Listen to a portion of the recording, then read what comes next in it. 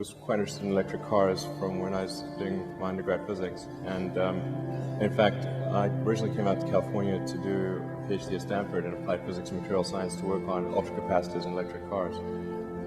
So it was a long-standing interest of mine, and the internet kind of put that on hold for a few years. After PayPal, I decided I wanted to get back into electric vehicles.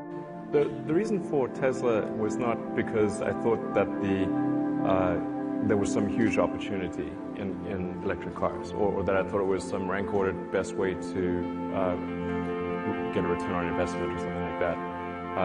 In fact, I think starting at a car company, particularly an electric car company, would have to rank as one of the dumbest things you could possibly do on that scale.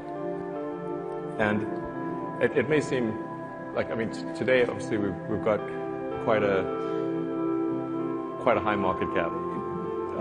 So it may seem, oh, well, this is sort of obviously a good thing to have done, but for many years, people regarded this, in fact, most people, almost all people, regarded it as stupid or insane or both, you know, to have done that. So it's not, so the reason for doing it was not because I thought it was some, you know, great opportunity. The easiest thing for me to have done after PayPal would have been to start a new internet company. That would have been like falling off a log. I mean, quite really easy. The reason I did it was because it was clear that we were not going to see electric cars from the incumbent manufacturers. Particularly since GM had come out with the EV1, and I thought, okay, well, there's not really a need for a startup company to develop electric cars because obviously GM is going to create the EV2 and the EV3, that's logical sequence, and we get better and better with each iteration, and so not really need for a new company in that arena. But actually what happened was that after California changed the regulations to no longer require electric cars, they recalled the EV1s, and just to make sure that nobody could get them back, they took them to a junkyard and crushed them. Those customers tried their best to keep the cars, and when the cars were taken to the junkyard and crushed, they held a candlelit vigil. They held a candlelit vigil as though it was someone dying. And I think that should be a pretty big wake-up call. If people are holding a candlelit vigil for your product, maybe you shouldn't cancel it.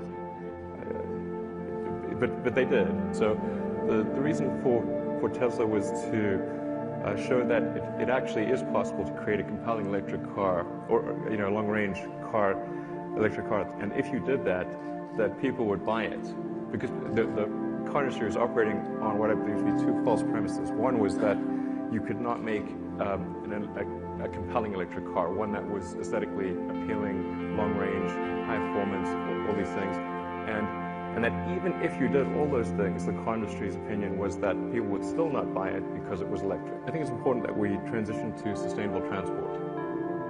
If we don't transition to sustainable transport, obviously tautologically it's unsustainable, and even if there were not an environmental issue, in fact, even if you were to say, hypothetically, that emitting carbon was good for the environment, because of the scarcity of oil and natural gas and so forth, we would eventually face extremely high gasoline costs, and the economy would grind to a halt if we did not find some sustainable means of transport.